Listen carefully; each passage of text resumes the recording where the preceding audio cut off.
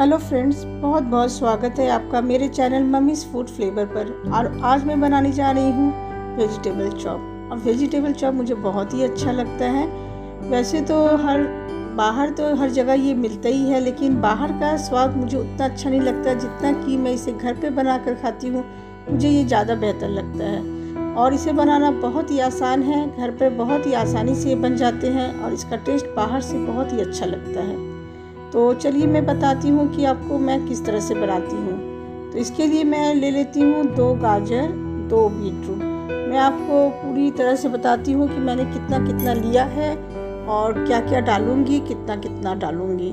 तो अच्छी तरह से आप देखिए, इस तरह से अगर आप बनाएंगे तो बहुत ही अच्छा बनता है। तो यहाँ पर मैंने 2 गाजर और 2 बीटरूट को पहले धो लिया है छीलकर, और उसके बाद ग्रेट कर लूँगी।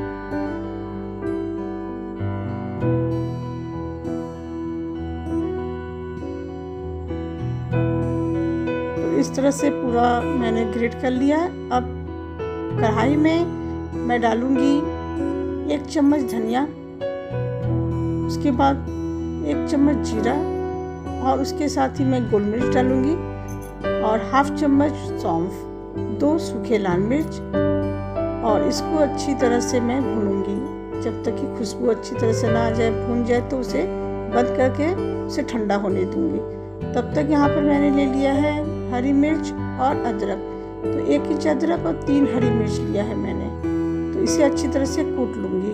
बाहर बारिश भी हो रहा है, तो बारिश के मौसम में इस तरह से पकौड़े मिल जाए कोई भी तरह का, तो खाने में बहुत ही अच्छा लगता है। तो यहाँ पर मैंने अदरक और हरी मिर्च को कूट लिया है, लहसुन नहीं डाला है मैंने। और यहाँ पे मसाले को ठंडा होने पर मैंने उसे अच्छी तरह से पीस लिया है।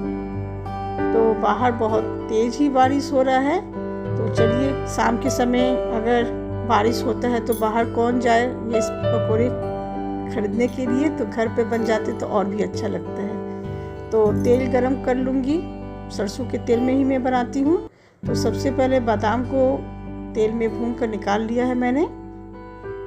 बादाम से इसका टेस्ट बहुत ही अच्छा लगता है। तो बादाम भूनने के बाद मैंने यहाँ पे ताज़ा नारियल था मेरे पास, तो छोटा छोटा काट लिया है और उसे भी डाल दूंगी। तो हल्का सा इसे भी भून कर निकाल लेना है।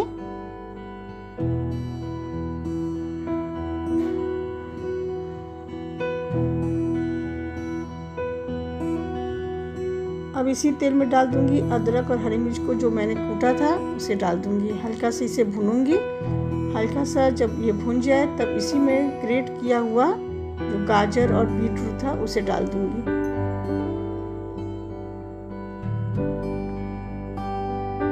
अब अच्छी तरह से इसे मिला लूंगी। अच्छी तरह से मिलाने के बाद इसमें डाल दूंगी नमक।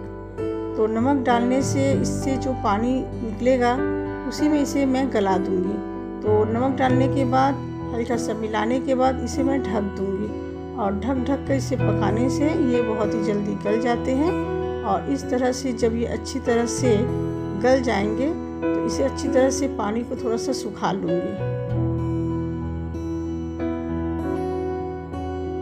अब यहाँ पर मैंने 2 आलू लिया है, जिसे कि मैंने पहले से ही बॉईल कर लिया था, और ठंडा होने पर इसे मैंने मैश कर लिया है।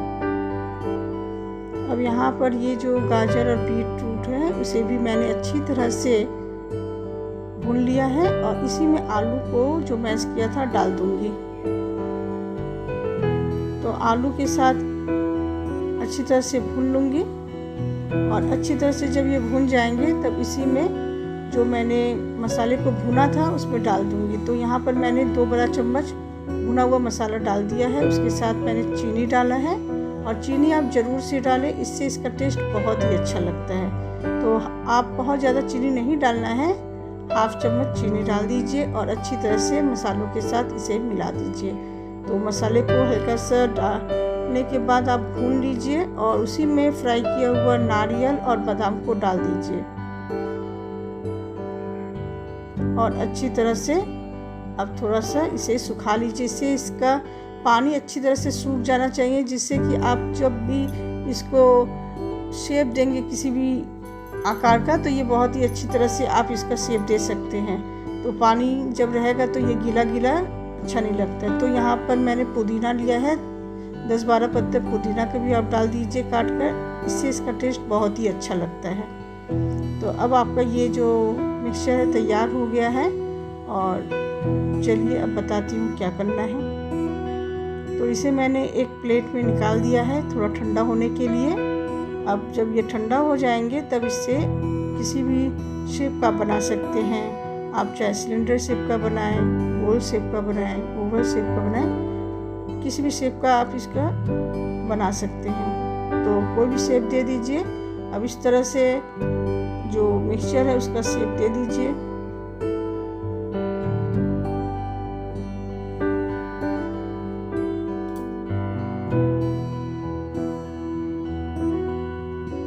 अब यहाँ पर हम लेंगे बिस्कुट का चूरा, और या तो आप ब्रेड क्रम्ब भी ले सकते हैं। उसी में डाल दीजिए नमक, और नमक डालने के बाद इसे अच्छी तरह से मिला दीजिए, हाथों से अच्छी तरह से मिला दीजिए, जिससे कि एक ही तरफ नमक न रह जाए।